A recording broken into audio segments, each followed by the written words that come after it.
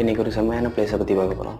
அன்றைக்கி நாங்கள் திருப்பதி போயிட்டு சாமி கும்பிட்டு மலையிலேருந்து கீழே வரும்போது ராத்திரி 10 மணி ஆயிடுச்சு. சாப்பாடு எப்படின்னு இருக்கு? மலையிலேருந்து வரும்போதே நீங்கள் லெஃப்ட் சைடு பார்த்துட்டே வந்தீங்க அப்படின்னா லோட்டஸ் கிராண்ட் ஹோட்டல் அப்படின்னு ஒன்று இருக்கும். அதுக்கு ஆப்போசிட்டில் பார்த்தீங்கன்னா ஒரு கையேந்தி பவன், ஒரு டாடா ஏஸை வந்து ஒரு செட்டப் ரெடி பண்ணி அருமையாக இருந்துச்சு. நாங்கள் 4 பேர் சாப்பிட்டோம்.